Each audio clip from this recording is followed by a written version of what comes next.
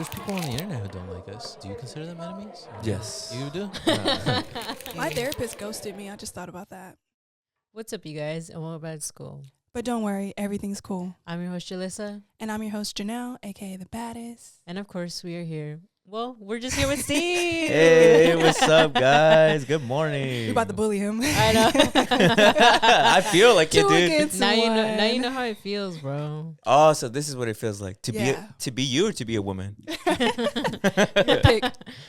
I am a woman, though. I know. That's why. Yeah. Mhm. This is what it feels like. This is what the world feels like. Yeah. Mhm. Whoa.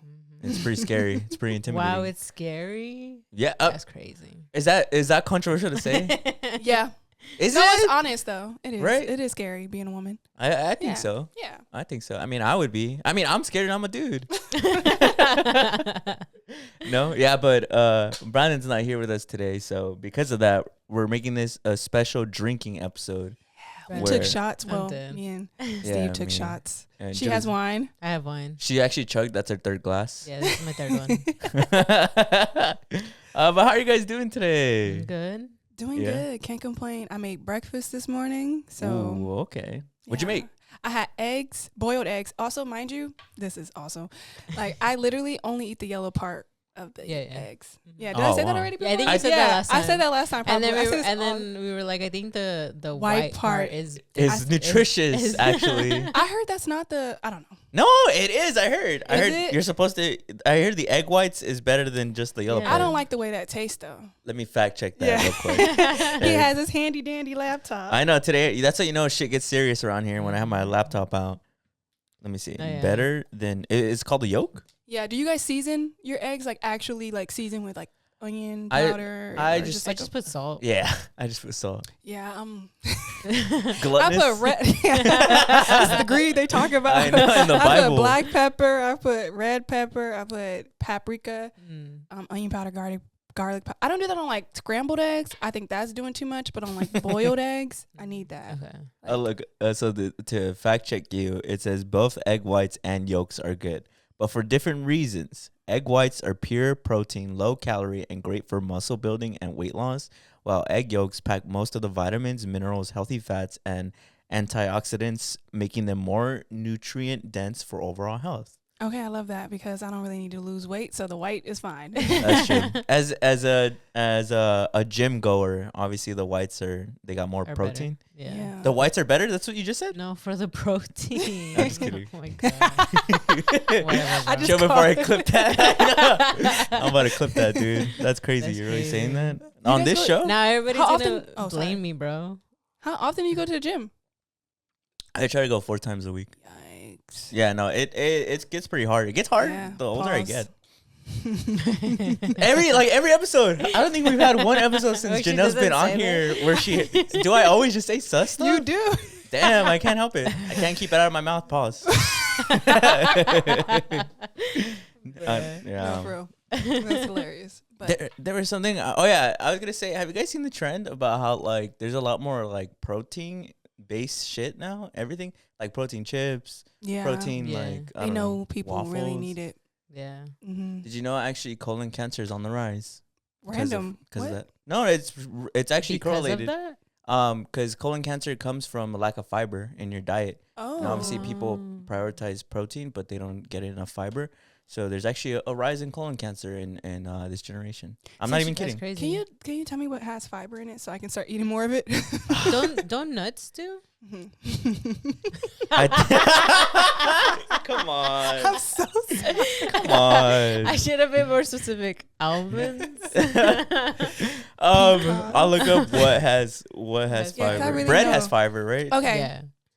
But I a had- lot of people don't yeah. want to eat bread, no? Because it's also like a carb. Well, yeah. Yeah, blah, that is blah, true. blah, blah. It's always something to it. So it's whole grains, fruits, vegetables, beans, lentil, Oh, okay. nuts, seeds. But yeah, also to fact check, colon cancer is rising significantly in young adults under 55, becoming a leading cancer death cause for those under 50, driven by modern lifestyles, processed diets, inactivity, and microbiome changes. Yeah. That's crazy. Get your fiber in, guys. Yeah, this is a PSA. I was going to say PDA. Also, PSA to go to the doctor. I need to do Yeah. that too this year. No, yeah, honestly, same. Yeah. I haven't even gotten my flu shot. Oh, we have to do that? Yeah. Well, I mean, like, if I think we could like die from the flu, right? Yeah. It got too quiet. I got scared. I'm pretty, yeah, Yeah. probably. I Yeah. honestly, well, for now, I haven't, in the winter, I haven't gotten sick. I got sick in the summer. Oh, wow, I remember that's that. random. Which it was like, yeah, it was pretty random because I'm like, normally I don't get sick in the summer. I get sick in the winter or like the fall season. But this time it was like in the summer. Real. I famously had a really shitty start to last year. I was sick for like the first like 3 months. Yeah, like the He first was sick 3 for like months. 3 What months. was Yeah. I got sick at first, like regularly sick, and then I think I caught the flu, and then I got like a stomach virus. Oh, shit. Yeah. And then I also had then food poisoning while I had the stomach virus, which just made it like 20 times worse. Yeah. Food poisoning will be the one that really tips the scale, because I got it around my birthday because I did the dumbest thing ever. It was like around the time I was leaving my old job, and my boss had took me to lunch, and I had got a burger or whatever. I came back and I didn't put the burger in the fridge. Like at work, I just like left it out, and I'm like, oh, I'm gonna have it for dinner. I ate a little bit of it when I got home, and I was sick.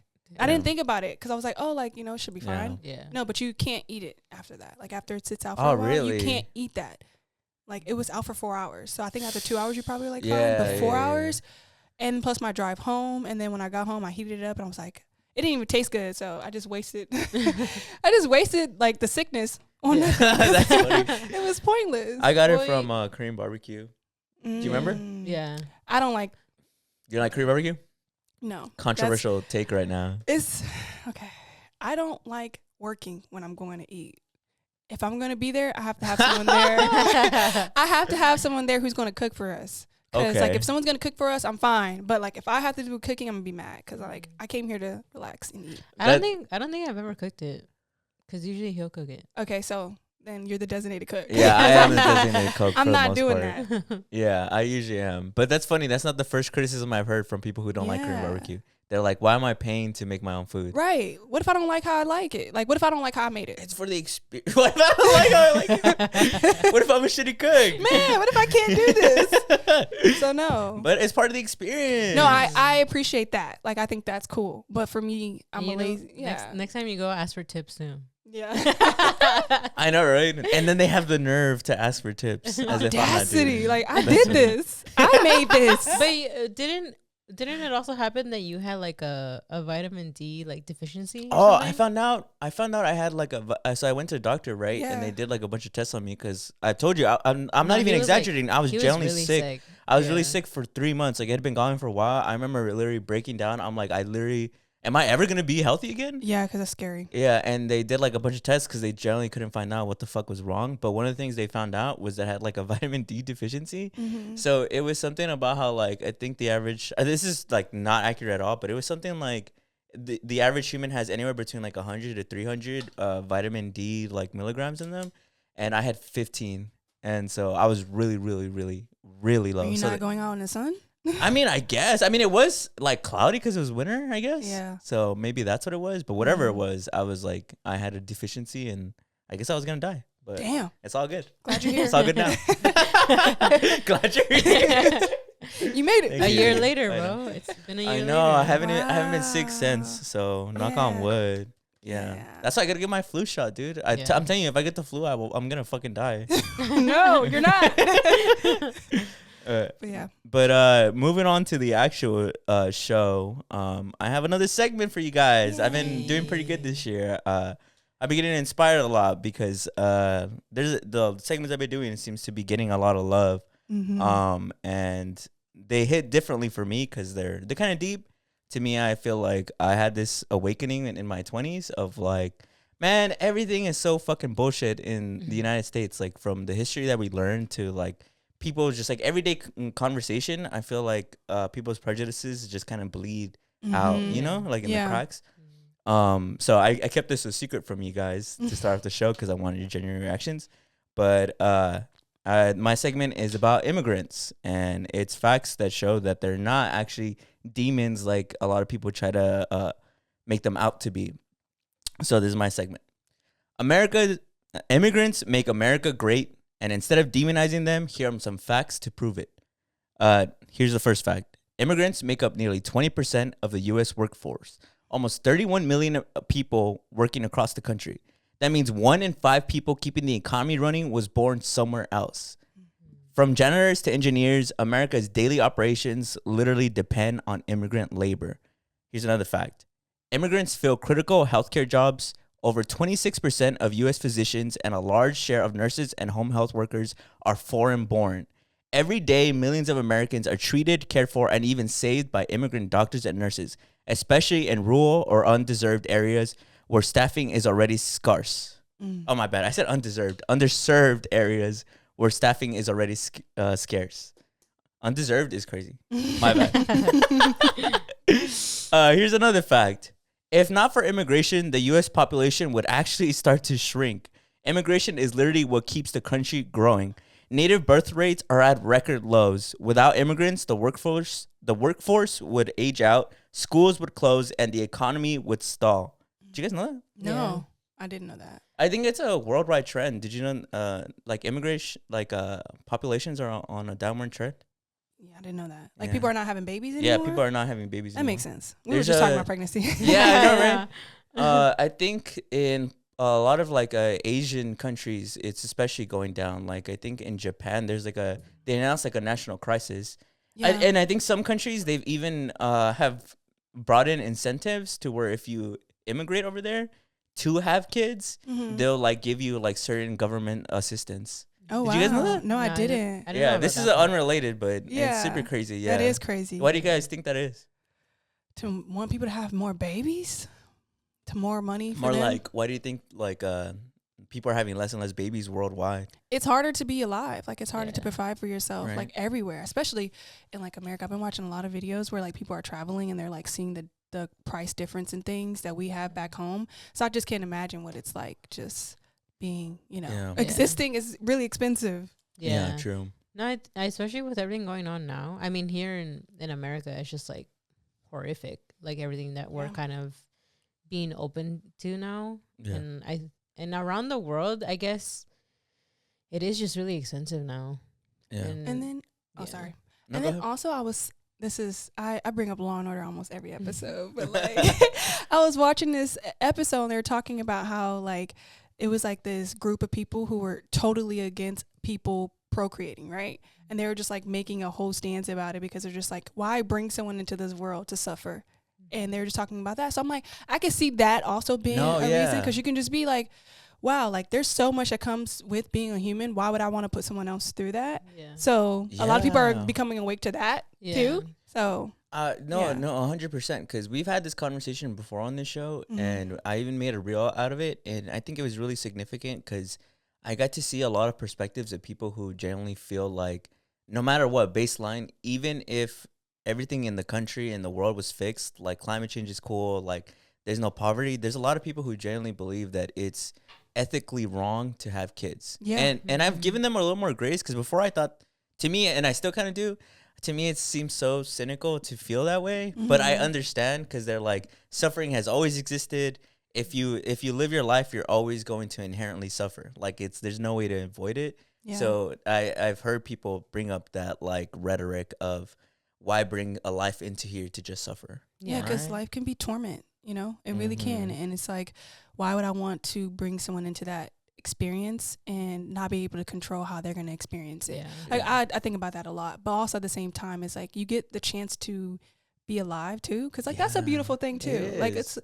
the very simple things of life can be really beautiful. Sorry, I'm getting really. No, The alcohol is hitting me. Because I'm over here wow, No, it that's is real. actually really beautiful to be Yeah, alive it sometimes. The is. smallest things. You can find joy in little bitty things. I was laying on my floor last night, just listening to music. I'm wow, this is what life is supposed to feel like. It's supposed to feel Yeah. this simple and not so chaotic. Yeah, We 100%. always there. Literally, we're always there. We No, get each other. 100%. 100%. I agree full heartedly Yeah. because it's like they say, right? There's beauty in the struggle too. Yeah, Yeah. okay, J. Cole.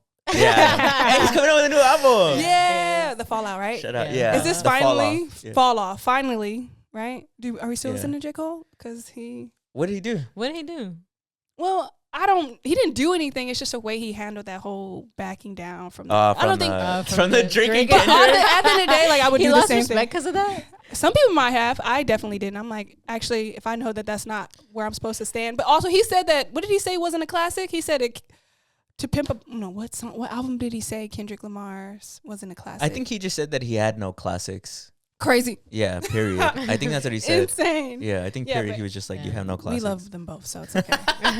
I mean, like, he did the right choice because Yeah. I mean, It got to a place of no yeah, return. it got deep. It got Yeah. personal. Yeah. Like, I don't think I've seen in a weird way, even though people consider quote unquote Kendrick the winner. Total sidetrack to my segment, Mhm. but since they consider Kendrick the winner, I don't think either. There's of those no guys, quotation marks. I don't. Yeah. Okay. Sure. I don't think either of them came out of it like good. I think they both kind of suffer from their careers. Like it's kind of Mhm. hard to escape something like that. Well, Kendrick and Drake. Yeah, because I think also on a business level, you heard that Universal Music was really upset about Kendrick calling Drake a pedophile because it's like, why are you like But that's then gonna, he sued him, right? Yeah, he sued him, And but they I lost don't. it. It got dismissed. Yeah, it got Yeah. dismissed. Yeah. But either way, I don't think they came out of it. So J. Cole did the right decision. Yeah. No, Yeah, right? I think that like, I think Kendrick came out of it well. Like I think he was. I mean, he did the Super yeah. Bowl. I'm actually going to yeah, that was. J. funny. I'm actually going to a Drake night on Friday where they're gonna play Oh, all really? Drake songs in LA. So, yeah, I'm still a Drake fan. There, people are gonna get down there. Yeah. You see, that's what I'm talking about though. Like, I respect J. Cole because if I was about to get into like a street fight with like two other guys, and I know these two guys are about to fucking beat the shit out of each other, I'ma just check out. Yeah, because Yeah. Meet the Grahams was crazy. I was like, oh, this is dark. Yeah, exactly. That song was dark. Yeah, I was like, it okay, is- turn it this is. off. It's a banger though. It is. It was getting too dark. I'm like, oh, damn. But didn't Kendrick tell him to stay out of it, or did Yeah. J. Cole just like was like, nah?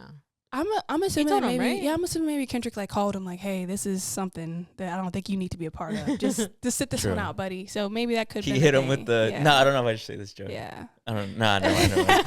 That was definitely out of pocket. No, but they're both great artists. I think it's a beautiful, like not beautiful, that's not the right thing, but like to get off subject a little bit. Kendrick has his own lane. Drake has his own lane. I think they're all going to be relevant True. legends. They're not comparable to me. So like when people try to pit them against each other or like whatever, definitely Kendrick won that war, but I don't think that any of them like are, you know, because you can't take away from what Drake has done or what Kendrick has done. Like I'm still going to listen to True. both of them. So Wasn't it around that time too where Drake got like his house was like broken into or something? I think Oh, so. because he put his address on there. I don't know. That could be a not even a publicity stunt, but more of like Drake orchestrated that just to be like, you see, you fucked up my house because you put my location on the internet. Because it was like the album, no? Yeah. Right? Yeah, he the, put his not, address. the little not like us thing. Yeah. Yeah, he Yeah. doxed him. Dude, getting doxed is scary. Yeah, that is scary. Fuck, dude. Because I think about it all the time because we do No, this literally. podcast. Yeah, I'm like, dude, if I get doxed, fuck. What does that mean? Like they just put your information out online? They put your address specifically online. One thing I don't want to speak this into existence, but like one thing I'm afraid of is like people like finding your search history because I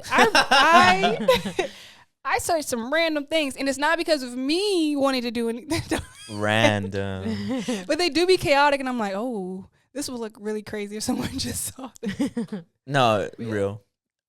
I honestly look up just like the most mundane shit, like The random shit too. yeah, Like exactly. I told you I do Dogsville.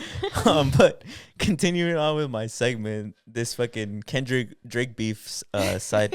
How did we It- get from I immigrants to know. Kendrick? Okay, sorry. No, not even. But like, it makes me think about the Super Bowl, and it makes me think of Bad Bunny. Did you guys see his trailer came out? Yeah, I'm so excited. Yeah. Did you see it? I didn't watch it, no. No, and he celebrates like all the different types of like Latinos, like from Afro Latinos to like even like any type of Latino you can think of. Like he Yeah. represents it in it. Yeah. So I'm kind of excited. They're I can't gonna lie. be pissed, but I'm excited. Yeah, it's gonna rock the boat. I might think. I good. don't know. Watch it be lame. Yeah. Yeah. No. It's gonna be great. It's Yeah, gonna be great. right. Yeah. Okay. I keep thinking that too, where I'm like, I feel like it's getting really hyped up, especially in the Latino community. It's getting really hyped up, and my head is like, damn, watch that shit flop, bro. But I'm really hoping that he does, like, he keeps his entire performance in Spanish. Like, I really hope that he does that. He Like, should. Yeah. But I have been hearing people, like other artists who want to, because you know how they usually bring on guests or whatever. Mm-hmm. I've heard a lot of different artists who have been like, he should put me on. Like, he should do Oh this. my god. And one specific that was like super annoying that I don't even watch it, but like I'm like, why the fuck would he do this? Was Nicky Jam, and Nicky Jam Bruh. was one of the people who endorsed Donald Trump, Oh, which He's was not gonna crazy have your ass because I'm on like, there. he's not gonna have your ass on there, bro. you need to leave. No, dead ass. But Yeah. that shit's just been annoying. Yeah. Just watching those things because I'm like, Yeah. whatever, bro. Okay, well, let me continue more with some more facts. Here's another fact. Immigrants account for nearly 25% of all entrepreneurs in the United States, filling far more new business starts than their share of the population. From corner stores to tech startups, immigrants create jobs for millions of Americans. They're not taking jobs, they're building them. Period. That's crazy. Thank you. That is pretty true though. Yeah. They are always the ones who are hustling. Whatever Yeah. they're trying to do, they're always gonna figure something out to get that money. I'm gonna From try the not corner to stores to yeah. the beauty supplies, all of them. Yeah. Yeah, I'm gonna try not to get angry about that one because you know that one's personal because Mm-hmm. our family has businesses. But it's so fucking true. Like, I mean, it's if you live in Los Angeles, if you go to any of these like mom and pop shops, a lot of them are people of color. Yeah. Yeah. Like a lot of them are immigrants, you know? Or even then, like the street vendors, the fact that you Yeah. don't just see them asking for money, they're literally always selling Working, something. yeah. Whether it's like gum, whether it's flowers, whether it's food, like Fruit. yeah, like anything. They're Mhm. always there selling something and creating their own business. They're never like they're just like Yeah. asking for straight up money. Like they're literally like hustling and putting in the work to get that money for themselves and their families. And isn't that what America was built on or Yeah. supposed to be? Like you were supposed to come here and be able to live out your wildest dreams and to pursue things and to work at things. So like I don't understand all of a sudden, well not all of a sudden, this is not all of a sudden, Yeah. but for us to be acting like this, like, you know, to be so against something that makes us American. Yeah, exactly. Right, because Literally, we were built on this. Yeah. exactly. Yeah. You Like, took what the do words you- out of my mouth. Yeah. Yeah, exactly. Here's another fact. Though about 16% of U.S. inventors are foreign-born, they produce roughly 23% of all patents, way more than their share of the inventor pool. Do you know what that means? No. So it basically just means that of the inventors of people who make new stuff in the U.S., Mhm. 16% of them are foreign-born, and even though they're only 16%, those 16% roughly make 23% of all patents, which basically just means that a lot of foreign-born inventors make most new things in the United States. Wow. Yeah. You said 16 or 16% of U.S. inventors are foreign-born, and Mhm. that 16% produces roughly 23% of all patents. Almost a quarter of Wow. all patents, of all things that are new and invented in the United States, almost a quarter of them are foreign-born citizens. Well, not even citizens, but foreign-born people. Yeah. wow. Yeah. Here's another fact. Over a quarter of U.S. agricultural workers are immigrants, the people actually harvesting the food on our tables. Without them, crops would rot in the fields and grocery prices would skyrocket overnight. Immigrants are the invisible backbone of the food supply. That one, if you don't know that one, I'm shocked. That Yeah. one's like self-explanatory. But I needed to throw that one in there because obviously I feel like I would leave something out. Another fact, about 25% of construction workers in the U.S. are immigrants, building the homes and infrastructure of American families depend on. Every bridge, home, school, and stadium probably has immigrant fingerprints. Let me read that again. Every bridge, home, school, and stadium probably has immigrant fingerprints on it. They're not just building America, they're literally constructing it. Wow. Here's another fact. In some states, immigrants make up over 40% of construction labor, filling gaps no one else will. It's not about taking jobs, it's about doing the work that others won't. Keeping housing and infrastructure projects alive in the middle of labor shortages. Here's the 10th fact. Immigrant households paid nearly $90 billion in federal, state, and local taxes in 2023, including taxes they'll likely never get back in Social Security. They fund the same government systems that politicians claim they drain. Immigrants give more for the system than they ever receive back. Wow. Yeah. I have only just a few more. Undocumented immigrants' households alone contribute almost $100 billion in taxes in a single year.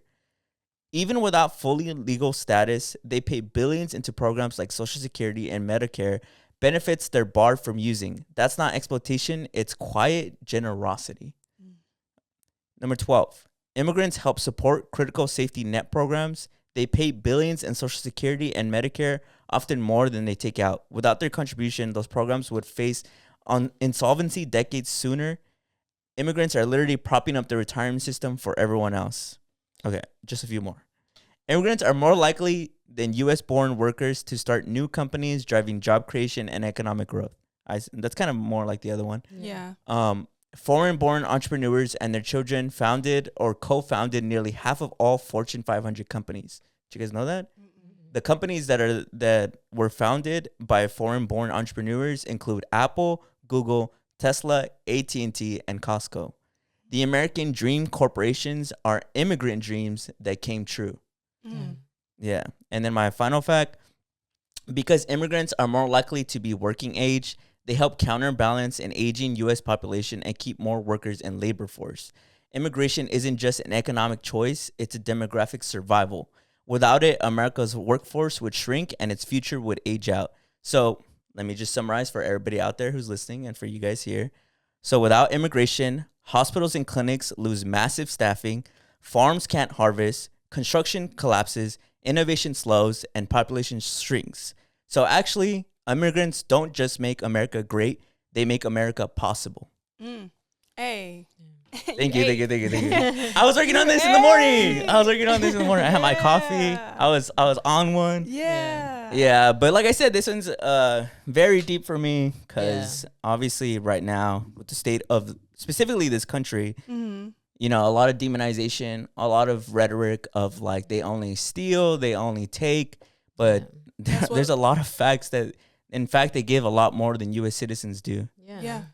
No, I really love these facts. Every time you tell them, I'm like, oh my God, I'm learning something so much new. Like, I'll go back and tell some friends too. So yeah, right. Yeah. It keeps me educated because it does. As corny as it is, like knowledge really is power. No, it really is, and it's not corny right? at all. So, Oh, thank you. yeah.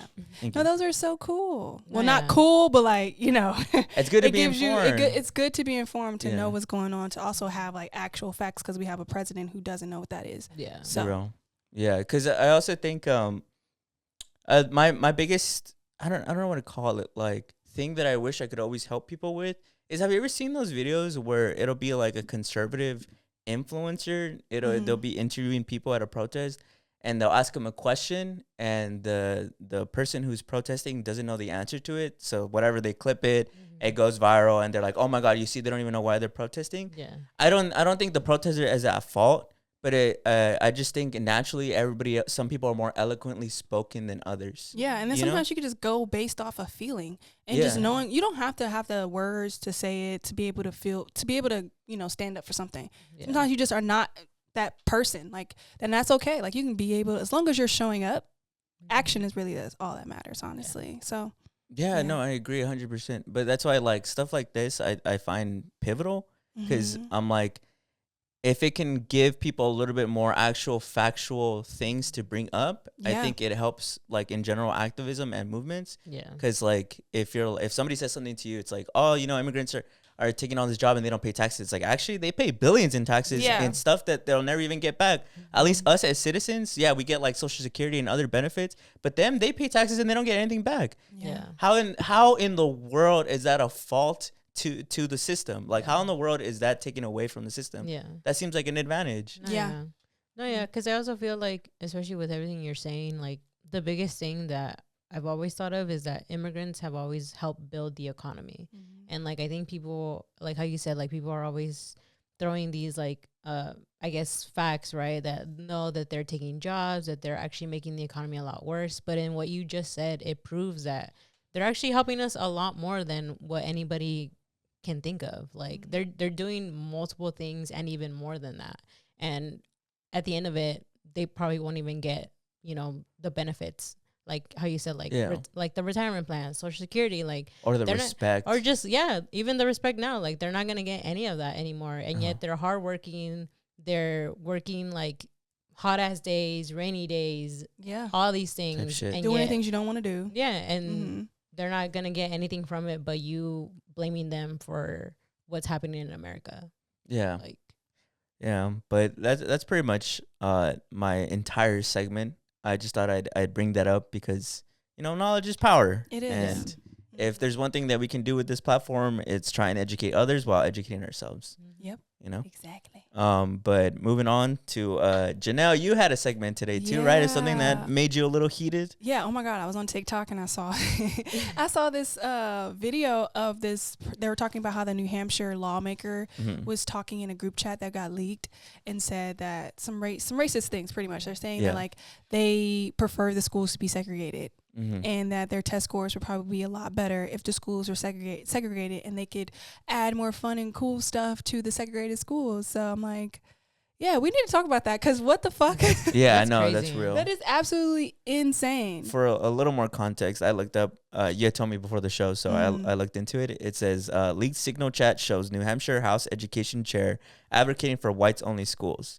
And so this is, do you guys want to know the exact text? Yes, the please. leak? Yeah. Okay, so it says, Kristen Noble, when we have segregated schools, we can add all the fun stuff, LOL. Imagine the scores, though, if we had schools for them and some for us. The group chat allegedly shows NH House Education Committee Chair Kristen Noble suggesting test scores would rise if students were split into white and non-white schools, reports Granite Post. And then it was posted by Career Newsroom.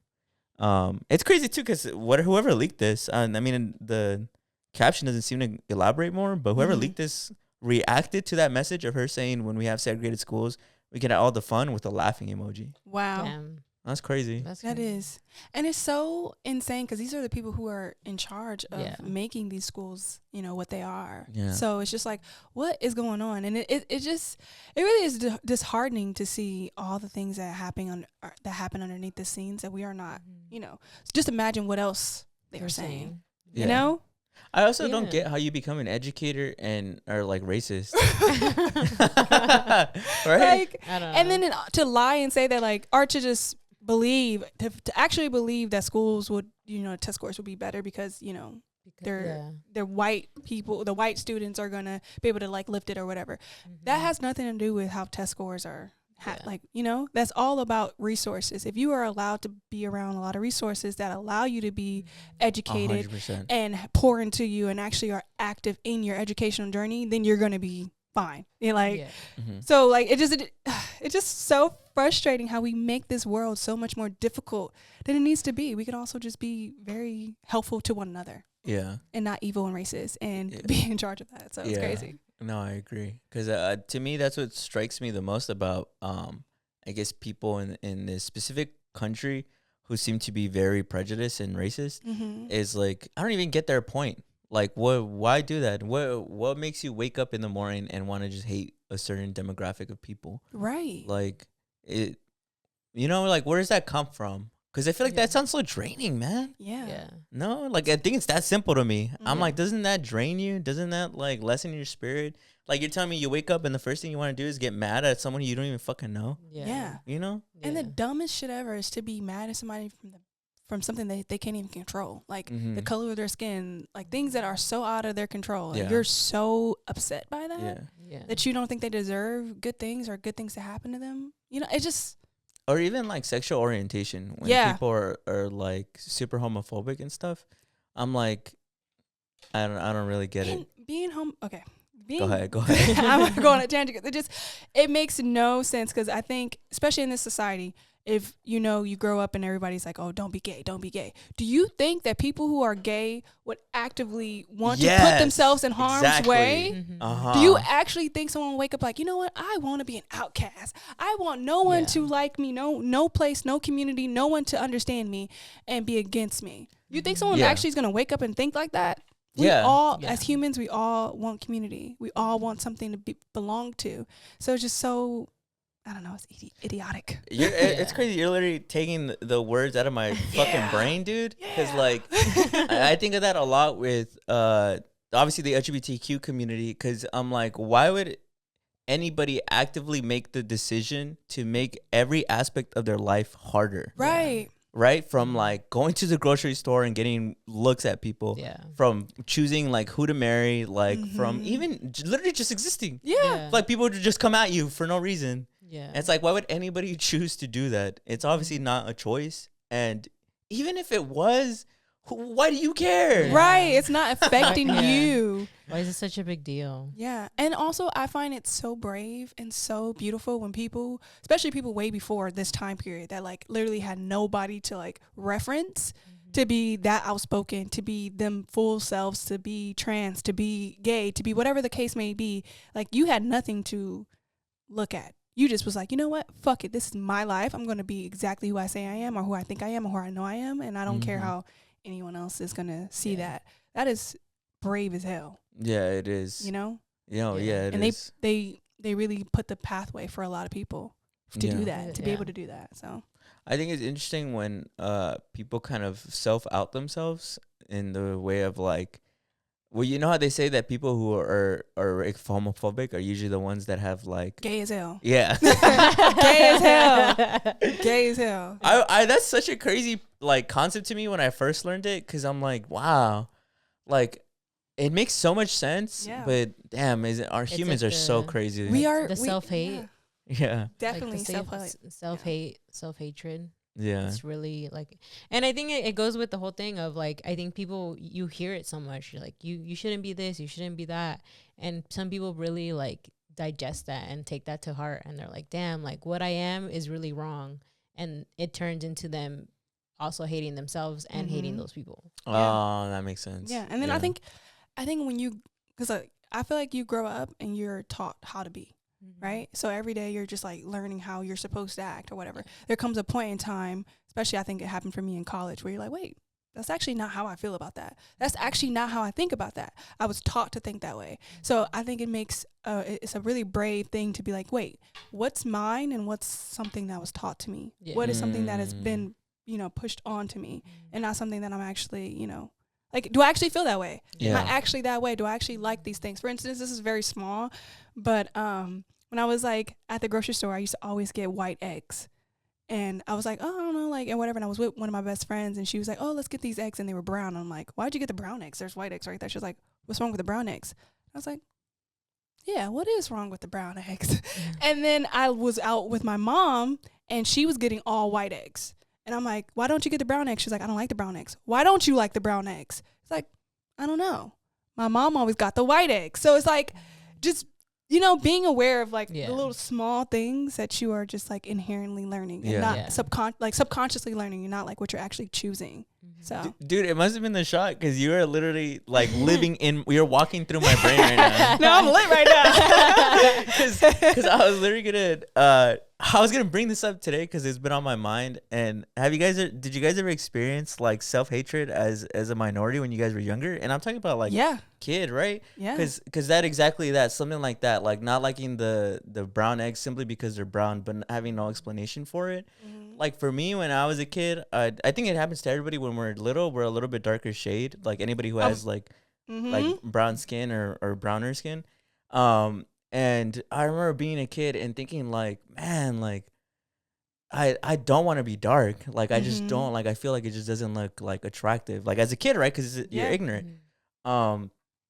And like it's crazy, like you said, when you grow up, you realize like, but do I actually believe that? Why? And you realize like, damn, it's all because you've been taught. Like even in media, and it's all subliminal, right? Like in a lot of American media, the rhetoric is like, oh, like all the guys want the blonde with blue eyes and light skin, like and you hear but even in like in Mexico, like television, like usually the actresses are pale, and usually like the dark skinned people are like the maid, or like they're this like evil person or whatever. So it's kind of like embedded in you that being lighter is like better or more attractive, or like you're more likely to be seen in this big light. So it's kind of always just been that way. Because I mean, even personally, I think for myself, I always heard that I was lighter, but I never like fully understood what that meant. I was just like, oh, I guess like, sure, my brother's darker than me, I guess. But I'm like, I never fully understood what that ever meant until I was like older. And I was like, oh, like they were literally comparing that I was a lot lighter than him. Yeah. And I didn't understand that. Yeah. It's also like the connotations that we already have with the white color and the black color. Like white means pure, black means dark, evil. Like it just has such a negative connotation towards it. And I think especially for like you know, I think, and also just like in our both of our cultures combined, it's always just like the light skinned people are, you know, more praised or highlighted or like shown off, and then when you're darker or whatever, it's just like no. And I can't imagine, like, for me, like, growing up, I never considered myself, like, light skin or anything like that. I always felt like I was, like, either in the middle or closer to, like, the dark skin. And it was just, like, very apparent when I was growing up how people didn't really, like how I looked or whatever. So, like, it would always be, like, they'll go after the women who were either, you know, super light with really, like, fine texture hair, like, you know, really manageable hair. And my hair is very kinky. This is not my hair. So, like, my hair is, like, very kinky, very, like, you know, like, curly and stuff. So, like, I always felt very different and, like, not desirable. And it's because society has made you feel that way. It's not something that you have, like, actually, you know, it's not truth. It's not objectively true. Yeah, it's not true. You just have to actually sit with yourself one day and just be like, wait, what is it? Like, what am I actually, like, wanting? What do I actually like? What do I want to experience? What do I want to be? Like, it's nothing outside of me that can control who I actually am. So, yeah, 100%. It takes a lot, though. Like, you have to unlearn so much. Yeah, well, even now, that's what I was thinking of is, like, I think it's all subconscious because you make a really valid point of the, like, white is seen as like pure and good, and black is seen as like evil or sinister, and it's so crazy because that's so embedded in culture. It's kind of hard to ever unlearn that because like I just keep thinking of Star Wars. Yeah, like all this is wear black clothes, right? Yeah, like and then a lot of Jedi wear the robes that are like white. And so like something like that, like it's just forever embedded in culture. You can't really escape it. And so like the only thing you can do is really try and teach the next generation that it's okay. Yeah, and just to be aware of, like, the way that society is trying to brainwash you. Yeah. Like, how society in really small ways is trying to embed to you that, like, white is better, light is better. Like, it's very obvious sometimes, but also it's very subconscious. So it's just, like, being aware of, like, the things that people are trying to do and say. Yeah. Like, in school, did they ever show you that video of where they little kids? Yeah. Where the little kids was like, what doll to choose? What dolls to choose? Yeah, that is so crazy. Would you say I have brown skin? No. No? I have what kind of skin? Pale white. Pale white? Yeah. I have white skin? Yeah. I wouldn't. I think it's different for like black people. For sure. Because we like, you know, dark skin. There's like, you know, whatever. 100%. So like it's very different. So when you were talking about, oh, you're pale, I'm like, yeah.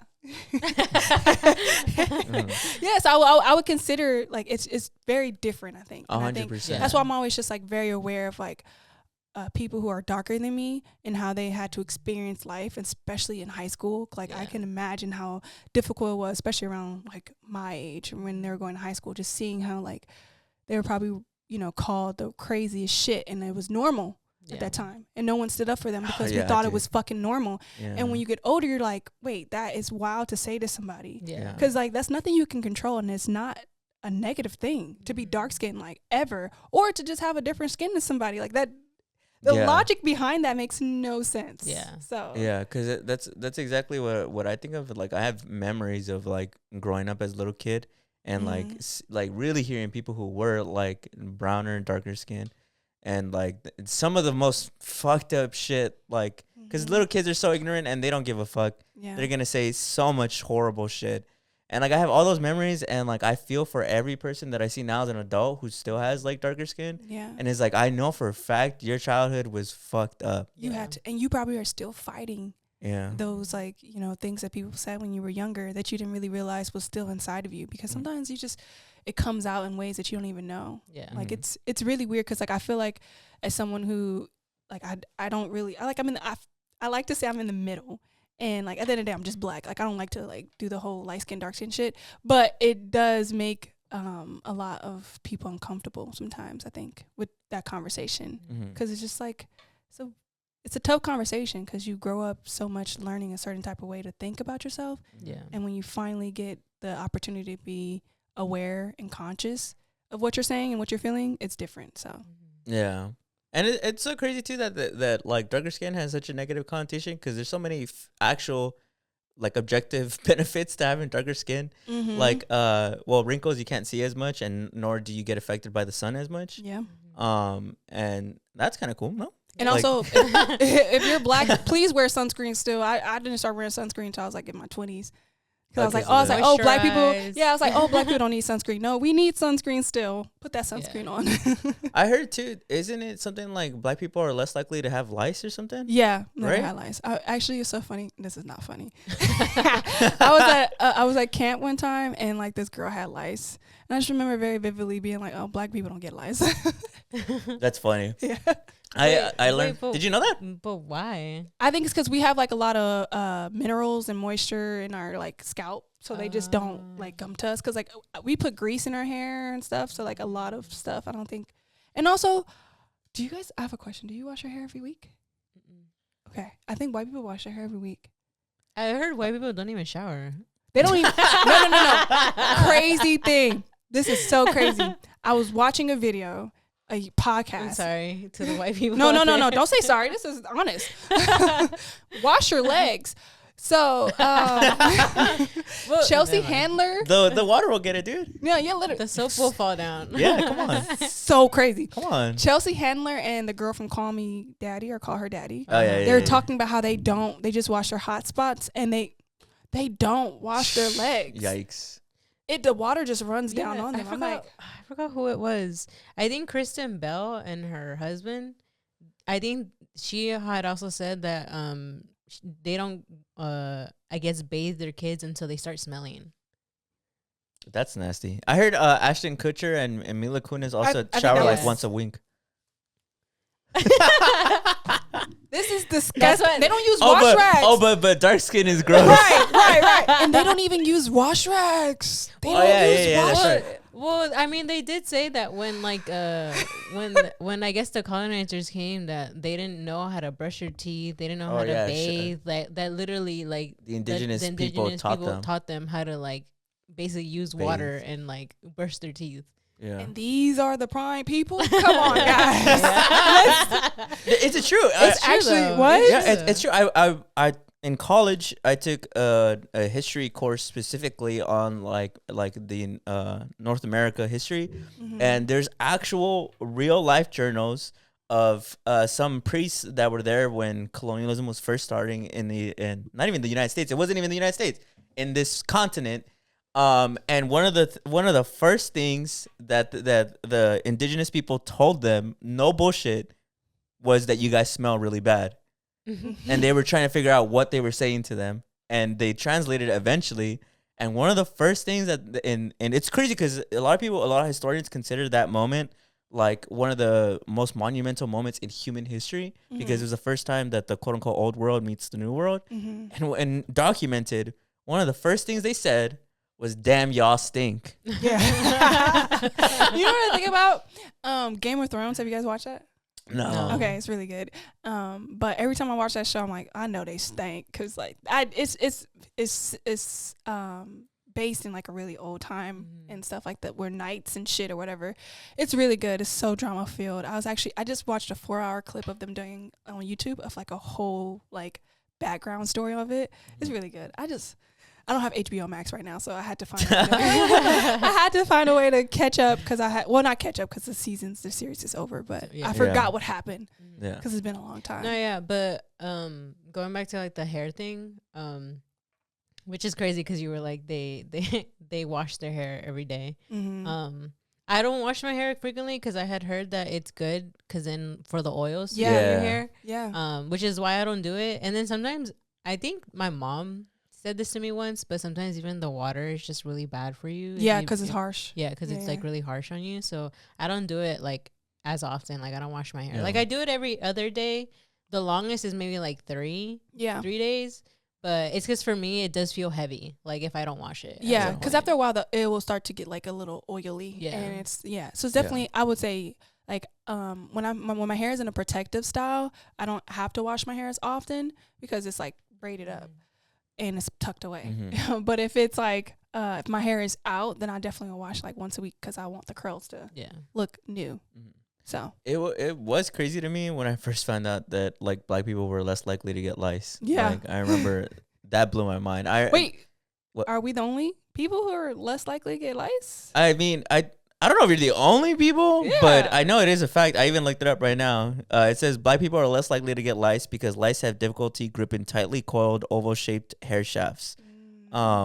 So And- the kinky comes in handy. Yeah, it's the way I found out about it was I was maybe like 13, 14 years old, and I was in biology class, and my biology teacher was like, "I found out something new today," and because of a class that we just had, where we literally had one black kid in our entire class, and I forgot what we were talking about. We were talking about lice.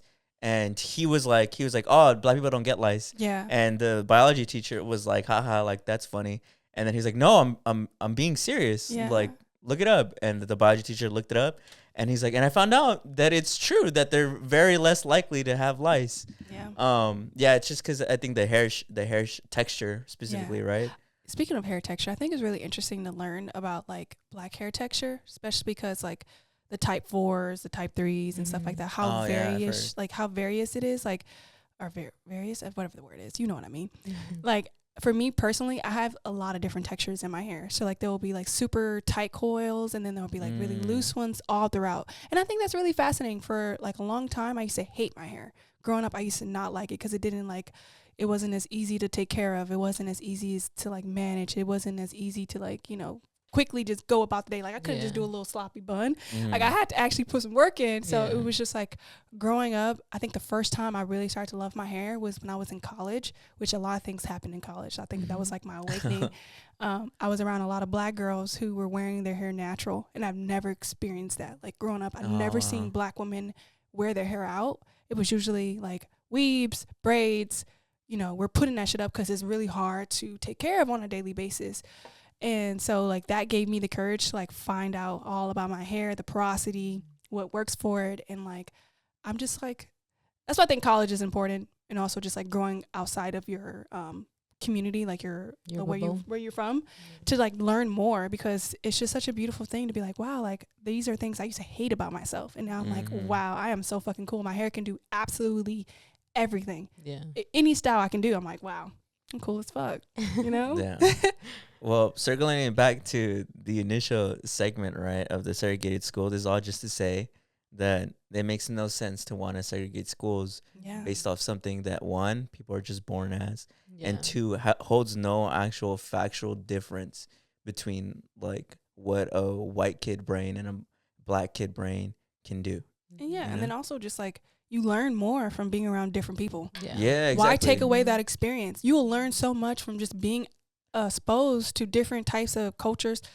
Like things like I've learned so much from just being around different people, and I would never take that away. That's what America should be. That's what America was supposed to be. It was supposed to be a safe haven for people to come and be able to be their true authentic self, regardless of where they came from, who they are, whatever they want to do. So like, why take away the very essence of what makes America great? Wow, very cool, guys, very look at cool. But moving on to our last segment for today, Julie, go ahead, send us home. So what do you got for this week? So it'll be a little short. It'll be short probably, but I thought it was an interesting think piece that's been going on TikTok actually. I had seen it a while ago, and then it kind of popped up on my For You page again. So there's this thing going around that that is talking about why religion was created and why men specifically created religion. So people are saying that the reason men created religion is because they're jealous that women can create life. So they kind of tie it back to like baptism and That's and like deep. usually like priests, right? They're usually men, right? And usually when you have to get baptized, it's a man like baptizing you and like either pouring the water or however way that you do. And it's supposed to be a way of rebirth into your religion. And so people were saying that that's the reason why like men created religion, is because like they're jealous that they can't create life. So then they created something to kind of, in a way, what's the word, like Give the responsibility back to the man. Yeah, give the responsibility back to the man of like, oh, now if I baptize you, you're gonna be reborn into like whatever this religion is. And people have also had other arguments with now with like art. So like usually art and like design has usually these spaces were predominantly women, and now I guess man created AI, right? And so because they can't be or get into those creative spaces, they created a different segue into it. So that's just been like a think piece that has been going on TikTok, at least as far as like I've seen it on mine. And I just thought it was interesting because it goes back to like a lot of just people saying that usually men being jealous of women kind of leads to them creating like these different areas and things, and especially like we see it now, right, where like men are creating these negative spaces towards women because a lot of men are jealous of how independent and smart and just beautiful women are, and so they're starting to create these negative spaces to go against women. Yeah. So I just thought it was an interesting thing. It is an That interesting think piece. Yeah. That is. Because well, it's kind of a lot to kind of now dive into. Because well, first, Janel, you've mentioned this before. You're not religious, right? Are you? I believe in God. You believe in God? Do you believe Yeah. in the Christian Catholic God? I believe we all have God within us. I'm very spiritual. I think more than anything. Yeah. Okay. Because I think that's the first thing that I think is kind of you have to unpack is your own journey on whether or not you believe in the Catholic Christian faith. Do you believe God is a woman? I don't even know if I believe in God. Mm. To me, it's a fascinating idea, and it's a very lovely idea to think that God exists. But to me, it just like something in me, especially as I get older, is just like I just feel like maybe there's not, like, and that's okay. And if in a way, and I've talked about this on the show before, in a way that I find that more comforting if there is no God. And I know a lot of people feel more scared if there is no God, but I find it more comforting because that means reality is literally what you think of it, mind over matter.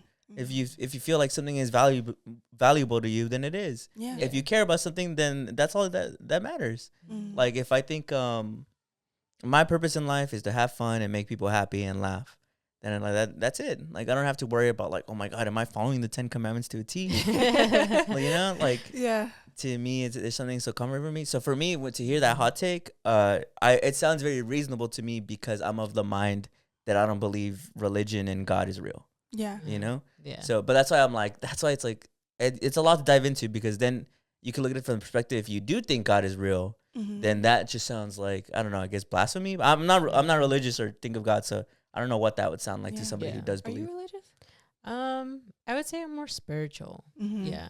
Yeah. Like how you said, like right now when you asked if I believe God is a woman, I would say yes, but it more goes into like Mother Nature. Yeah. Like exactly. I think that's how I see it more into. Exactly. Like I don't think I see it as like I think Mother Nature as an earth. Like I think in that way and more spiritual, not in, because I think it goes back to like the indigenous part where it's like we like there's a God for rain, there's the God sun, there's the God moon, like there's Mother Earth, which is like a god, at least personally to me. Yeah. And what was also interesting too was that somebody in the comments was like, when men say that they're spiritual, they tie it to religion, but when women say it's spiritual, they tie it to like witchcraft. So they're like, they're like they're seen in different perspectives when a woman says they're spiritual versus when a man says that they're spiritual. Yeah. So there's just different like things about it. But that's just how I see it. Like I think for me too, I'm like in the between with religion because too, like I grew up Catholic and I think it got so embedded in me that I sort of believe it, but at the same time, like I also believe that, you know, religion was thrown on, you know, the natives, the indigenous people, and I think that's a very unfair thing to do That's to my them. biggest thing. And that's why to me I think sometimes like the Virgin Mary, like Virgen de Guadalupe, which is actually tied to indigenous like God. Yeah. That's why sometimes I still have maybe some sort of attachment to her because I'm like, she's actually created by something that's referenced in the indigenous community, which is why like I sort of have still my respects to her, but again, it's a her. Like I think that's the reason why I also cater a little more to her is because she's a woman. Yeah. And I think that's why to me it's like I believe in more of that spirituality, like if like in the energy, right? If you get it good energy, you'll get it back. Like if you're good to Mother Earth, she'll give it back to you. Yeah. And whether it's actual plants, whether it's in like the energy of like giving you whatever you want, like I think that's how I see it. No, I agree. I'll drink to that. I agree. I have no more alcohol, but I definitely agree. I think it does have a lot. Like I really think that I don't know. Like I definitely believe there's something more. I don't know how to describe it more than anything because like there's just certain ways things that happen in my life and I'm like, oh, that's definitely God. Like that's just too. I can see that. That's definitely God happening in like real time. So yeah, definitely. But I don't know. I consider myself spiritual. I definitely believe we all have God within us if we're actually, you know, aware and paying attention. Agree with the Mother Nature. Also agree that it definitely is a woman if it is, like, you know, because like we can create life. Yeah. So, and I do agree that men are definitely jealous. Like some, not all men, but some men can definitely be jealous by just like the capabilities of being a woman. Like the things that we're 100%. able to do, Yeah. the way that we're able to navigate through life. We can do hard things while still like, you know, making it look very easily. Like the fact that we are bleeding once a month and like walk around like there's nothing going on is crazy. So like, it's No, definitely, you know. I agree because there's a long history, I think, of just men in power trying to always kind of make women to be the submissive. Because they're Like, afraid of that. Yeah. Like, if you ever think about how, like, whenever something is just, like, frowned upon or just, like, totally against or whatever, it's always a reason because, like, they are afraid of that power. They're afraid of what these people are capable of. Like, with immigrants, like, they're afraid of, you know, what they can do. Yeah. You know? So it's just, like, it's very obvious when a society or, like, a whatever is, like, constantly trying to ridicule or, like, make something seem terrible or awful or whatever. It's because they're afraid of what that actually can be if we all came together and made something, you know? Yeah. I don't know if I'm making sense, but hopefully. Yeah. Yeah. I think they're just scared of like kind of replacing them. Yeah. Like taking their place of like, because I mean, you've kind of always seen it where it's like the president has always been a dude, right? But if a woman goes in there, like they're so afraid of what's the that. place of the man now? Yeah. Like, and I think it's just them being scared of that replacement and like, because I think they know, because they're like, you've been evil, you've been this person who has like dictated how women should be living their lives. Now you think that because a woman's gonna come in that she's gonna do the same thing, that she's gonna tell like, men, you shouldn't be doing this, like you guys are not allowed to be doing these things anymore. But that's because like a lot of men have always had just that mentality, but women are not in the same way. Women usually are always trying to see the benefit to everyone, to every single person in the room, not just individually. Because men are taught to be selfish, women are taught to be selfless. We are literally taught to think about everybody else before ourselves. And I think especially as like growing up, like if you're in a minority family, especially like women, the girls, we are the ones that are, you know, taught, oh, you should be doing the cooking, you should be doing the cleaning, you should be looking out for your brother or whatever the case may be, while the boy is like, oh, you take out the trash, you know, do these things. Like it's embedded in our everyday life to think of women as submissive and not as powerful figures. And I think that's why the country was so afraid of having a woman, especially a black woman, in office, when I think it would have been it would have been the best thing for us. It would have been the absolute best thing for us to push us forward to where we're meant to be. Like, what the fuck are we doing right now? Like, literally, this is absolute.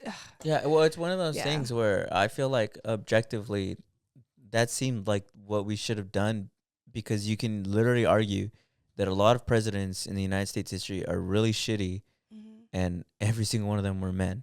Yeah. So why wouldn't you want to try something new? Why wouldn't you want to try something new? And also, like, the whole narrative, oh, like, you know, when a woman's in power, just imagine if her period comes, she might just, like, hit the nuclear bomb. I hate that shit. Have you met a man? They're the most sensitive beings on this planet. Men are extremely emotional. Extremely impulsive, extremely sensitive, extremely obsessed with power. I think people who are obsessed with power should not be in power. You should not want to be in power. It's like with Harry Potter.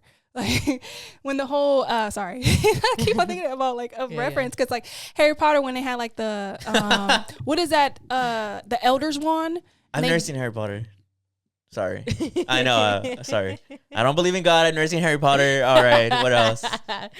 I don't wash my legs. I'm just kidding. No, we're gonna make this a series. You got to check back because you have to watch Harry Potter. All right. And you would love it. Harry Potter. We'll watch them. You've never watched it either? I've watched them. Okay. I watched them in Because college. there's a I don't want to give too much now that you don't know, but there's an elder wand that they like cut in half, which is like the biggest wand, the most powerful wand, and Harry is like, you know, he's the god, he's the chosen one, and he breaks it.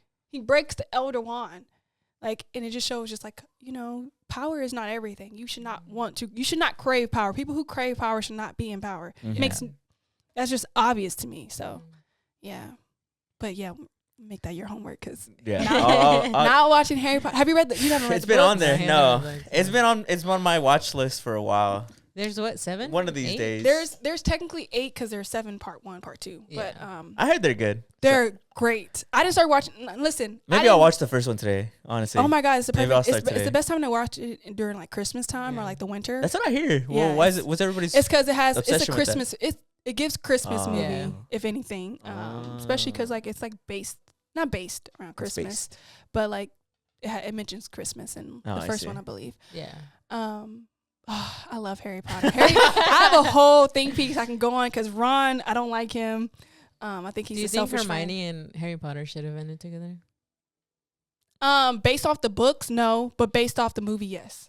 Like if you go off the movie, then like it felt like that would have been most efficient because like I didn't like, not that I didn't like the character. What was her name that he ended up with?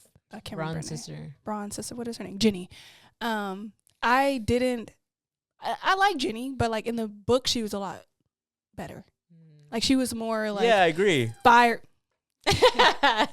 She was more fiery. Yeah. She was more fiery and like more into it. So like she was like, but that could have just been like how they made the character. In the movie. For sure. So I don't have anything against the actor per se, but totally. it's I was about to make the joke like typical men. typical men, trying to just saying but they haven't even have no clue. Have no research. What? Have no facts.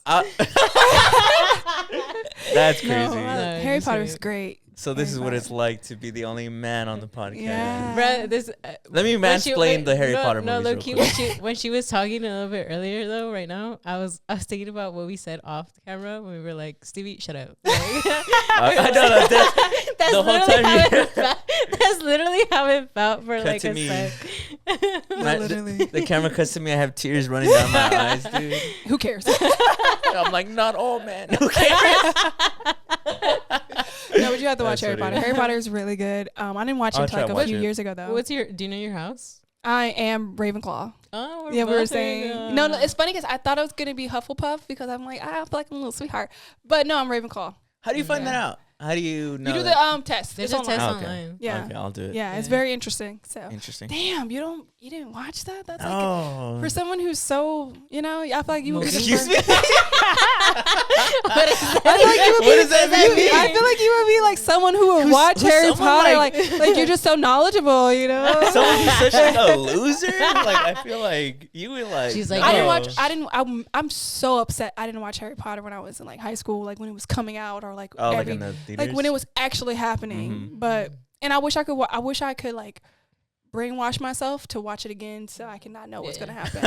Like that's how good it is. That's funny. Yeah, I feel like I would only ever watch the first 3 for like whenever they came out to whenever like it ended. I would only ever watch the first 3 because usually those were the only ones that they would show on TV. And then it wasn't until college that I met one of my friends. Shout out to her, Donna.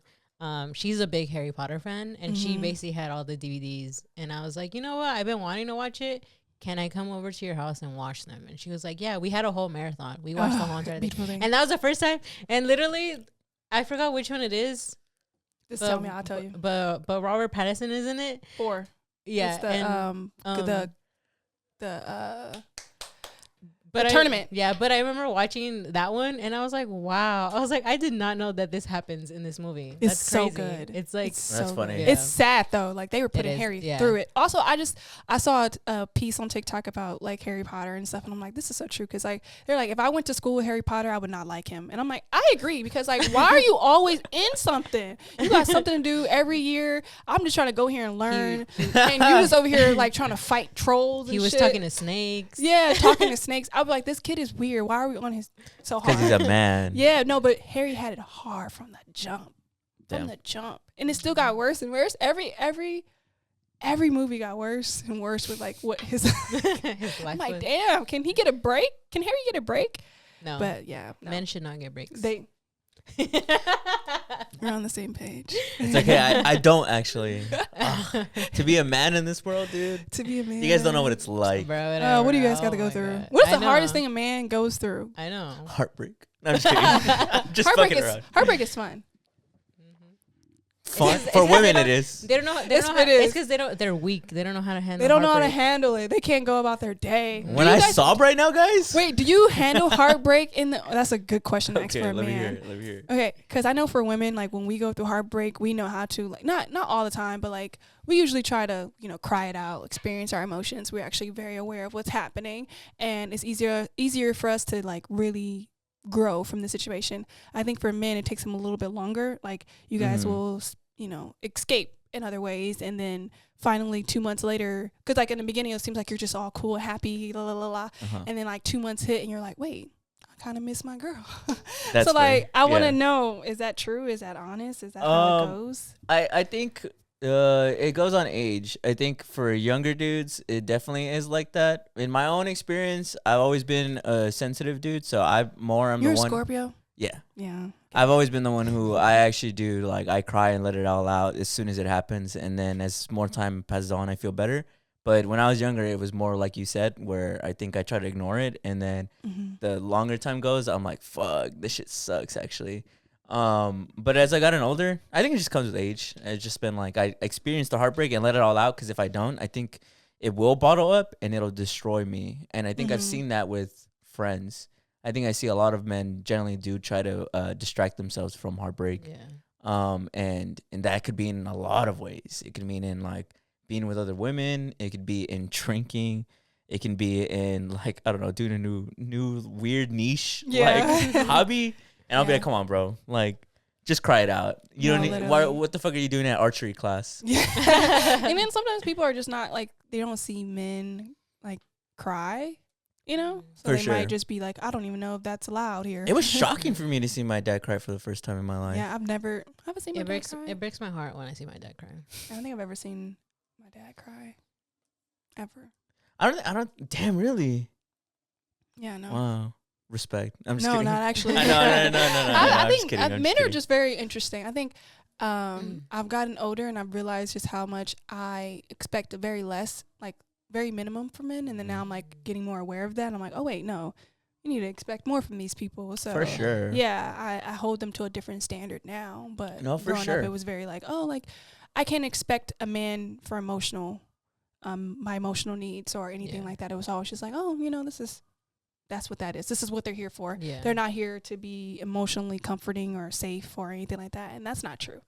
I would hope totally. that the person I end up with, if it is a man, because, you never know, that they are emotionally safe for me.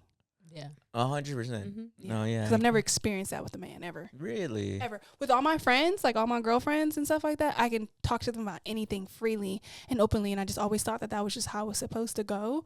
And then as I got older, I'm like, wait, no, I need to hold them to the same caliber. Stop giving them an easy way out for not expecting them. Like, it's like, oh, I won't come to my boyfriend about these things because he doesn't know how That's to crazy. process this or help me with this. And my best friends can. Like, I'm the kind of person who kind of like retreats first and then I'll go. But I'm working on being better at that because Interesting. people in my life want to help me and they want to be a part of that. And if I can and I'm able, then I should try. So Yeah, no, I agree. Because I think that's I think I've gotten lucky where I grew up with Julie. And so everything you've said, like I've heard growing up. And so I've actively always tried to be the opposite. Because like that would break my heart if the person whoever I end up with is like can't come to me and just like talk. Yeah. Because like you see me, I'm a fucking yapper. I literally have a podcast. So it's like, damn, you can't talk to me about that. Like I must be doing a really shitty job. I think in high school you think that way though, and mainly because like it's like in high school that you just I don't know. I just feel like you just don't think of men or because I'm like I feel like when I was younger, like especially being in a relationship now and all the things that I've learned through this relationship. I'm like, damn, when I was younger, like, what was I even thinking about? Like, I didn't really, I didn't care about, like, my own feelings or what. Yeah. Like, it was just, like, very much, like, because I think, like, I've been, like, emotional, I guess, mature.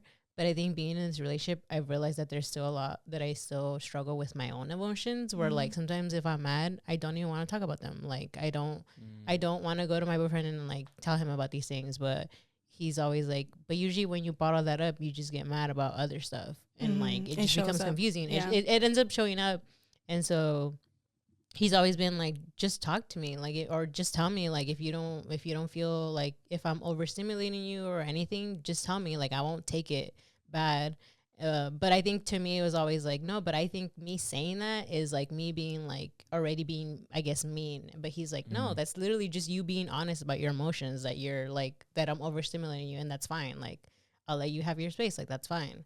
And I think when I was younger, I never like understood that I'm like, oh no, like if I'm literally just going through it, like I'm just gonna go through with it by myself and not tell my significant other about it.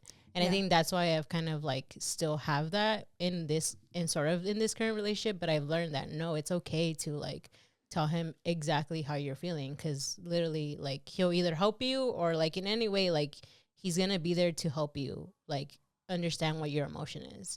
And I think when I was younger, I never understood that. Like I was always like, no, I'm gonna just bottle this in, like, who cares? Like, like he's not gonna get it, like I'm not gonna tell him, not even give him the chance to get it. Yeah I think for me also too, like also for me, like I've been single for such a long time that like I just have been so used to being able to handle these emotions on my own. So like when I do get into a relationship, I think it's going to be a lot of transition and also be able to put to test if I actually learned all the things I said I learned, because you really are not actively like learning if you're not actively being challenged. And like right now it's like very safe for me to be able like to talk about things with myself and my friends and such. So I'm very interested to see what it's going to be like when I'm in love with someone, how I'm be able to navigate through that, because I know I'm like the kind of person who likes to retreat.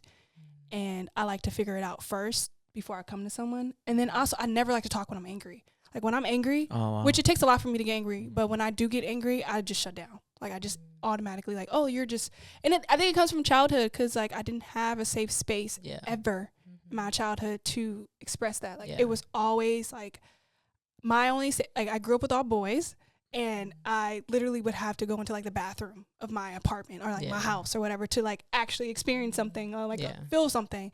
So it's just like, how am I going to be able to? I think for me, it was more like I was outspoken about it, but I never got like the comfort from it. Yeah, like, you never feel like, validated. Yeah, it was always like, no, you're overreacting. You're too sensitive, or like, why are you crying about this? Like, be a big girl, toughen it up, or whatever the case may be. And it's just like, you don't get an actual space to feel that. So then like you're growing up thinking like, oh wait, no, these feelings are not good. These are bad. These are not things that you should be experiencing. You should not feel this way or this deeply. Like you're doing too much. So you don't give yourself a chance to actually do too much.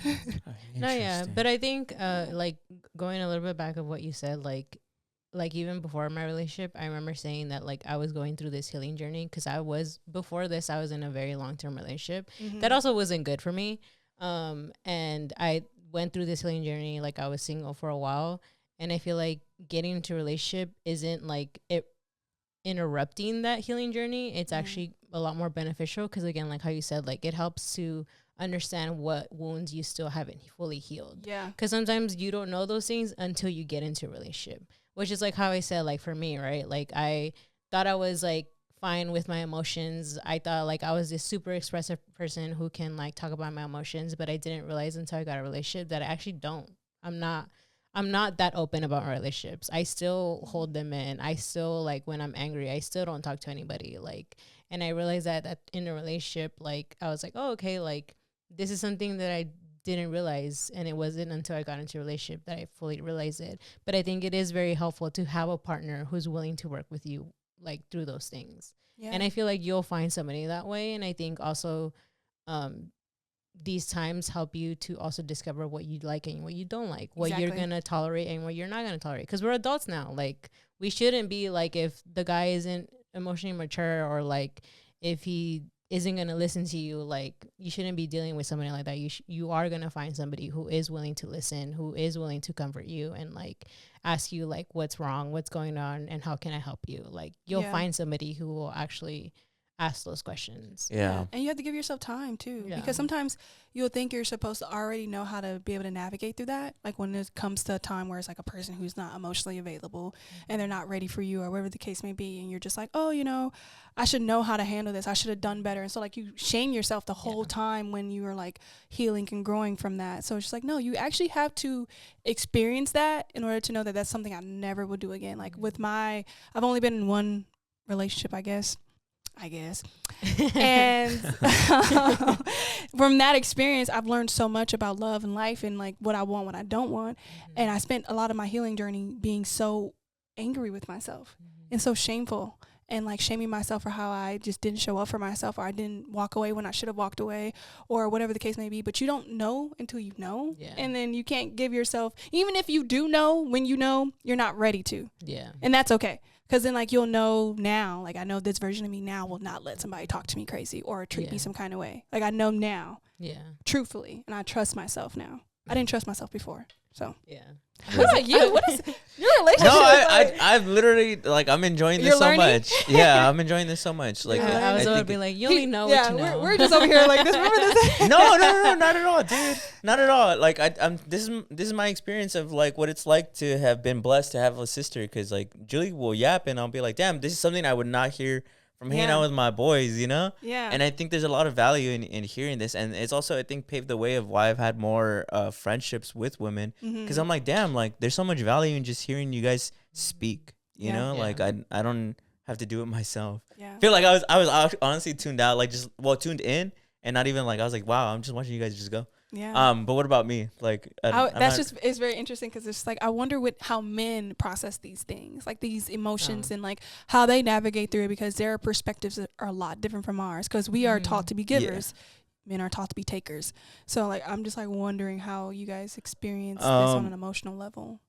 I think it's interesting. I think I've seen with a lot of men, at least my age, at least the ones that I've known, I think a lot of men are less about like working on themselves and just kind of like, we're going to be in a relationship no matter what. Even if we're like clearly not made for each other, we're going to be in it. The person you're going to spend most of your life with is yourself. Yeah. And I think you should learn to see what you like. See if life is so much more than a relationship. I don't know. I'm an interesting person because I feel like I really have like really valued my relationships with the women in my life, whether it's Julie or my mom. And so I think I've been able to be blessed with like what you guys are talking about right now. So I think I try to do that with myself, but I definitely do see like my friends sort of not bring the best of themselves into relationships and not make an effort to kind of like do that. Yeah. You know? Well, cause I was gonna say, like, I feel like I've always met a lot of, not all of them, but a good amount of men who are usually like so hung up on their first heartbreak, and it kind of 100%, and it kind of affects all their other relationships, because they're still either thinking about this person, or like you're not like this person, right? Or their happiness is like, it's not the same, or they don't see it as the same as it was with this previous person that they really liked. And I think that's what I've seen with like men, is that's kind of what happens. And I mean, it's been like you've seen it on TikTok too, where like, or like, what was that song? It was a Joji song. A glimpse of us, and everybody kept saying like, that's a sad ass song. If you look into his eyes, because in the song it says like, that just like when they when they look into your eyes, and then they think of like their other person. So it's been like a thing, right? But like, I don't know. What do you have to say to that, bro? It's true. I think a lot of men are hung up on what they can't have. True, on what they can't have, on the past. I think it's kind of hard for. I tell you, I think it's. Why do you think that is, though? There's not a lot of men who grow, who truly try to benefit themselves and truly try to see who they are, or even have a fucking personality. Yeah. Like there's so many dudes who's like, all I do is game and work out and fucking work and then go home. Or some people just work and go home and game. And it's like, I don't know. I think because of that, I think a lot of men get stuck on just one woman in their life, or a couple women in their life, and like, I don't know. I don't really see the benefit in that because I just think that you should prioritize the relationship with yourself. Like, Yeah. and not in a selfish way where you're like, Yeah. fuck my family and like fuck society, you know? But I mean, like, dude, like, who are you at the end of the day when no one's watching, when you have nothing else to do? What do you like? Yeah. What do you dislike even? You know, like, who are you when women aren't around? Yeah. So Where's I guess your that's my value? perspective. Yeah. No, I completely agree. Yeah. I agree. I think people should spend more time with themselves, both men and women, to understand Yeah. what they like, what they don't like. And we'll probably be better off as a society if we honestly know who we are. You know, because you spend too much time trying to be someone else or trying to hide yourself. And it's a waste, because at the end of the day, you don't have, like, there's literally nothing after this, I don't think. So might as well figure it out here. Yeah. Yeah. But I don't know if that answers your question. I know it's a little clunky. No, I get you. Yeah. Yeah. But I don't know. I agree with a lot of what you guys saying. I think a lot of men just need to work on internal work, and I think they, more than internal work, I think men need to work on emotional maturity, because I think that's really where the gap is. Yeah. Is there such a big fucking gap in, and not like, performative too. I think a lot of men these days, they will say performative things that they've heard on the internet and that they've seen, and then they come off and they're like, you'll think that, and also, like, we don't give. Sorry, I'm playing with my rings because No, I'm just go like, ahead. they like literally, they'll have like this way about them, and they'll play this part, they'll play this role of the guy that you want them to be, and then when they have you, they'll act completely different. And I think that is so manipulative, obviously, and so crazy that they get away with it. And then at the same time, and then women will blame themselves for not being able to see this, to not being able to be hyper vigilant of like how these people are treating them and stuff. So like, I don't know. I just think it's a very tricky situation we're in, and I think more people need to just be honest of what they want. And the only reason why they're not honest is because, like you said, they don't know themselves. They're not emotionally mature to like sit down and experience what it's like to be them without nothing. Like just like sit there, feel whatever the hell you need to feel. I think it just comes from sometimes they're just scared to be alone, and I think they'll do anything to, like, I guess, have a partner, whether it's like fake who their personality is. Or It's like that thing where there's like men don't choose the woman that they want. They choose a woman who's around when they're ready. And it's like so crazy. Like you just, I don't know. I just think the way we have allowed so much excuses for men and how they show up in like everyday life in regards to their relationships is so unfair. Like men are able to not be as present as fathers, or able to be not as present as boyfriends, and then like we'll just like, you know, scapegoat them, give them excuses and such like that. Oh, they're providing, that's true. or they're doing this or whatever. Like, no, honestly, you still need to show up emotionally. I'm still showing up emotionally. You show up emotionally. I think holding them to the same standard that you hold your friends to is very important, because like I didn't do that like for a long time. That's such a good point, because I think that's one experience that I think I mean, I was telling you before we started the show, right, of some friends who didn't treat me the best, and I think that's so true, because I think your sort of like emotional maturity that comes from even a romantic relationship, it also touches your other relationships, whether it's familial or friendships.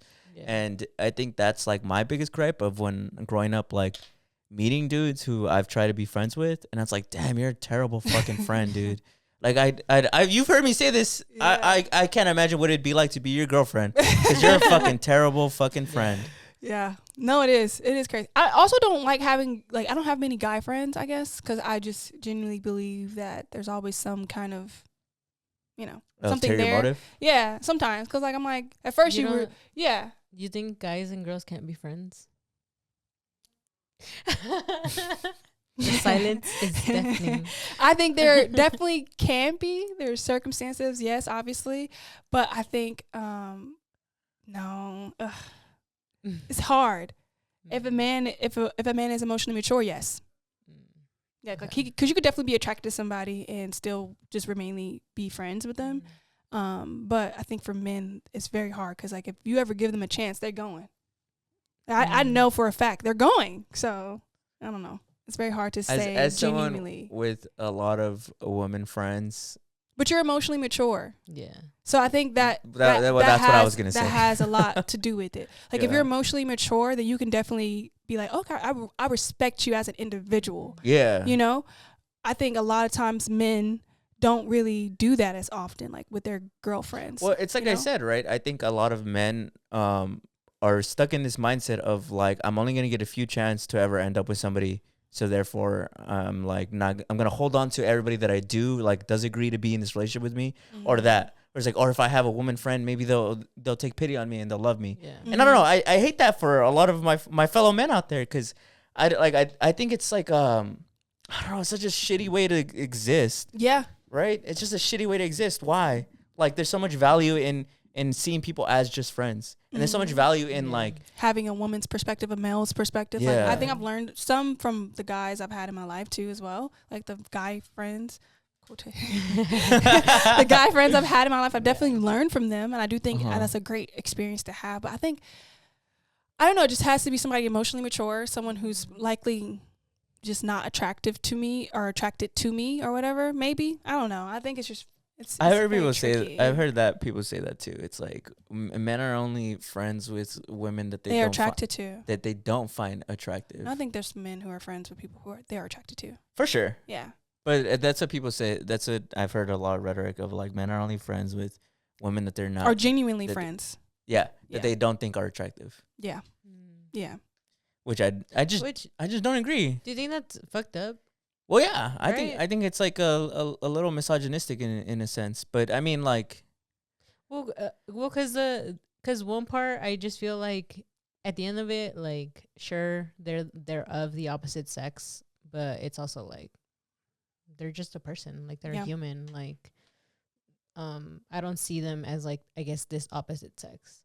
Yeah. I mean, I also, yeah, the only guy friends that I have are his friends. it's because like I can really like talk about this shit, specifically that the like if But- men and women can be friends, because But I do think that they can be, because I'm like, I think I've so. also too, like my boyfriend's his best friend is a girl, and like I don't feel any of that type of like what would it be, like, I guess, insecurity or jealousy? like, or jealousy of like when they hang out, because Yeah. I generally see that they're genuine friends. They've known each other since like high school, and like Yeah. that, and seeing their relationship. But I think it's because of that, of they brought me in kind of into that safe space of like, yeah, we're generally just yeah. friends. See, that's And, what like, it is. And I think too, like, again, like, if even then, if I had an issue, or if he had an issue with like one of my guy friends, like, I think it's just us talking it out and being like, how do we respect it, to you feeling comfortable enough to feel like I can hang out with them by like just us two, kind of thing. For Like, sure. I think it's just talking, and again, like, the respect, right? Because I think sometimes because that's also another part, right, where it's like, if you tell your boyfriend, right, that you don't like that he has a girlfriend, right, like a friend that's a girl, and he's like, no, you're overreacting, like, she's just my friend, like, how does that make me feel comfortable in the situation of like me coming to you and expressing my emotion of like, hey, I'm not comfortable, and he's over here like, no, you're overreacting, like, she's just my friend. Like, that's not respect to her, like, to your significant other. I think the respect and what you should do is try to make her comfortable. Like, oh no, like, we'll all go hang out. Like, you'll get to know her. Like, literally, you'll see our dynamic, and like, we're actually cool with each other. Like, we just see each other as like siblings. Like anything to like make her feel that that comfortability. But that has a lot to do with like, how are you gonna respect the situation for both your friend and your significant other. But I think that's also like another type of like maturity of like having that talk, having that openness to be like, and that safeness. and like to be like, hey, like, I don't feel comfortable with this. Yeah. Because I do think that like guys and girls can be friends without there being any type of emotion there. I think for me, I think it's because I'm triggered by this situation, because it's happened to me where the girl best friend was a little weird towards me. I see. And Which so is- that's why I felt Which that is way. valid. Yeah. Which is valid. Like, I think a lot of that, like, when people say like, can girls and guys be friends, I think that's also based on experience. Yeah. Because like, you 100%. probably experienced it where like, Yeah, it was very like, strange. I was fine with like my boyfriend being friends with a girl, and then it turns out that they've actually been hooking up or some shit. Yeah. Like, that's completely normal, and I think that's why it I've actually goes- heard a lot of stuff like that No, happen, and so that's I why, get that. and that's why I think it's pretty valid to be like, for somebody to be like, no, I don't believe little in that. uneasy. because Yeah. it's kind of like through people's own personal experience that has happened. Yeah. For sure. Because, like, definitely I feel like if I got into a relationship and the guy had a girl best friend, and, like, it would have to be somewhere where we had, like, a safe space to talk about this, and I can be comfortable around her and you and, like, the comfortable with the relationship, because I've had an experience where I was jaded by that. Never had thought that it was a weird thing to have a girl best friend until that experience. Yeah. And then I was like, oh, wait, no, this makes me feel uneasy and uncomfortable because it was very strange. For instance, a girl was, like, watching every single one of my stories, but she was not following me. So I was like, that's Whoa, strange. okay, yeah, that's yeah. weird. And then, like, when I finally met her, she shook my hand like this. This is how she shook my hand. Like, with 2 fingers. Like, That's she barely crazy. wanted to touch me. I'm like, okay. So when Weird. when you have that experience It's like a on territorial in you, a yeah, weird it was way. very weird. So when you have, and there's a lot more But to did you it. ever talk to your boyfriend about it? It's a lot more. I ain't gonna go I was into it. gonna. But there's no, a whole for real. maybe that's for an after school Yeah, episode. exactly. So yeah, Exactly. but it was a lot more to it. So I think for me it was just like I'm very weary of it. I don't want to say I'm against it because I don't want to police who you're friends with. That's not my job. That's not my duty. I'm not somebody who's want to be that controlling ever. Yeah. But I definitely want to be more. I want to feel safe in that environment. I want to feel like you. I also know that, like, the person I am now, I'm emotionally mature to have that conversation. Yeah. The person I was then, I wasn't able to. I wasn't able to stand up for myself. I wasn't able to be able to, like, oh no, I feel this way and I stand on this. I'm gonna say something about it. Before I was, like, afraid because I didn't want to lose the person. I was like, I don't want to make you uncomfortable, and I don't want to make a big deal of it. Now this person I am now, I'm gonna make a big deal of it if it's making me feel uncomfortable, because I'm not gonna compromise myself ever again. And that's what I'm saying. Like, I think it goes back to, like, respect, right? Yeah. Like, how much is your significant other willing to give you respect on like your comfortability, and how like, much are they willing to show you how this how much are they going to reassure you about this? Like, I didn't have that ever, like, in that situation, so I didn't feel safe enough to be like, oh well, I'm not worried about this. Like, it was so many instances where I'm like, oh wow, this is uncomfortable. This is not normal. And you should always trust that gut. You should always trust that instinct, because it's telling you something that you are not able to see. You're just able to feel, and that's okay. It's intuition. Yeah. And I feel It's like loud. sometimes, I think sometimes, like, a lot of women have this intuition, and sometimes I don't know if men just don't get it, that we're like, it's just a feeling, but it's like, how can you base it off a feeling? But it's like, how can we base it off, like, love? No, men love get is it. a feeling. Love They is like a to act feeling. dumb. Like, And they how can- manipulate you. Yeah. No, men get it. They like to act dumb. Because I think I think a lot of what you guys are saying is true of or especially you, what you're saying earlier point, that I think society gives a lot of men excuses. I think a lot of men try to give themselves excuses when they do terrible shit, when they're full aware of what they're doing. Yeah, definitely. Which is the shit that mind blows me sometimes. And they'll of like how use- dumb that like sometimes they try to act on, like, but you know what you're doing. Well, because I'm telling you, the reason why I even give a fuck about this is because, I mean, I give a fuck just for humans in general, but also, like, it crosses over to friendships too. I'm like, bro, why are you acting dumb? You know you did me fucking dirty. Yeah. And then it will make you feel crazy. Like, am I tripping? Did I not see what I'm I telling felt? you, Like, it's Am I crazy? That's why Am I if crazy? I'm ever hanging out with a dude and I'm like, and if the first thought that comes to, not the first thought, but if a thought comes into my head of like, damn, if this is how you are with your friendship, I would hate to see how you are with a girlfriend.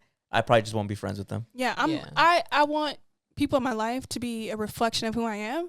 So if I don't, 'Cause they are. Yeah, they are exactly. So I definitely, if I feel like you're somebody I would never want to be, never want to trade shoes with, I don't want you in my life. And I think that should go across the board with everybody. Everybody should feel that way. 100%. So Yeah. That's all I gotta say about that. yeah, Yeah. yeah. But wrapping things up now, it's been a beautiful episode. Yeah.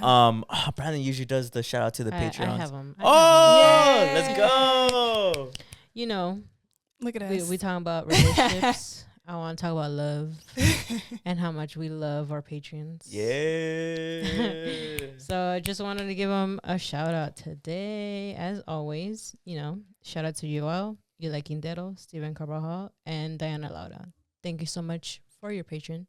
If you guys want to sign up, our link is always in the bio. And again, as always, we do have new payments. So if you guys want to check that out, if you're just curious, go on there. Check out a lot of our episodes on there as well. And also, we're gonna have after school episodes that are gonna be a little bit more Yeah. spicier and funner and stuff. So check them out. Check them out. But yeah, that's it for all of us, and we'll see you guys next week. See ya.